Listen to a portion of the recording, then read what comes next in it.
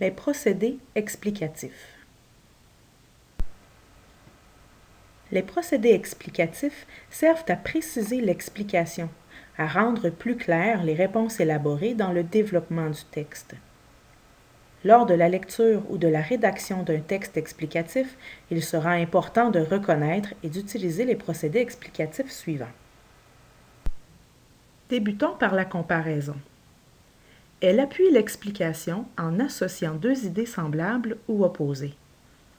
On la reconnaît grâce à l'utilisation de termes comparatifs, comme, semblable à, tout comme, au même titre que, de la même façon que, plus que, contrairement à, tel, moins que, à la manière de, tel que, et j'en passe. Voyons deux exemples de comparaison. Tout comme les éoliennes, les centrales de marée motrice sont soumises aux caprices de la nature. Dans cette phrase, les termes comparatifs « tout comme » permettent une comparaison entre les éoliennes et les centrales de marée motrice. La deuxième phrase, « Certaines formes de cancer sont tout aussi virulentes que le virus du sida », compare quant à elle la virulence de deux maladies, le cancer et le sida, grâce au terme « tout aussi que ».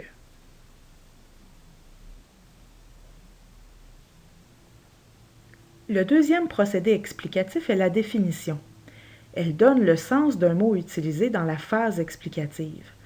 Elle peut se retrouver entre virgules, tirets ou parenthèses. Aussi, une phrase peut en elle-même être une définition.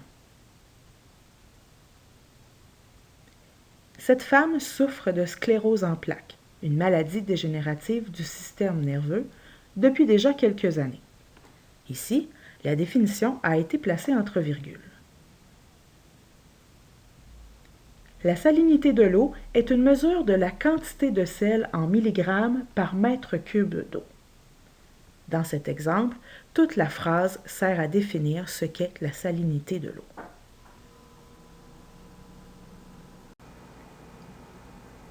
L'exemple permet de rendre l'explication plus concrète.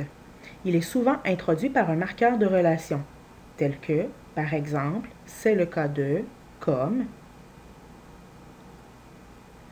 Le phototropisme est davantage marqué chez certaines espèces de fleurs, comme le tournesol et le lys.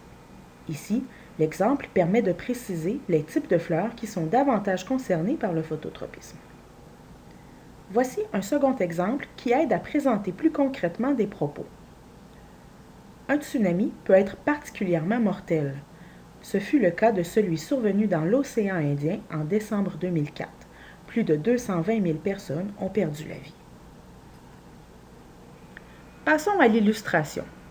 Ce procédé explicatif permet d'appuyer les aspects développés à l'aide d'éléments visuels. L'illustration peut prendre la forme d'un schéma, d'une photographie, d'un graphique, d'un dessin, etc. Ces éléments peuvent être très efficaces, car comme le disait Confucius, une image vaut 1000 mots. Nous voici au dernier procédé explicatif. Avec la reformulation, l'auteur exprime son explication en utilisant d'autres mots. Il donne une même information de façon différente. On peut la repérer par les marqueurs suivants. Autrement dit, en d'autres mots, c'est-à-dire, pour être plus clair, etc. Voyons deux exemples de reformulation. Certaines réactions allergiques peuvent conduire la victime jusqu'au choc anaphylactique, c'est-à-dire qu'elle n'arrive plus du tout à respirer. Ici, l'auteur a voulu rendre plus accessible au lecteur un terme qui semblait plus technique.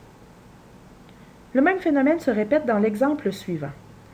La nicotine peut entraîner une dépendance, car elle produit des sensations de plaisir et de relaxation. En d'autres mots, le corps en veut toujours plus. La reformulation permet d'expliquer le phénomène de dépendance.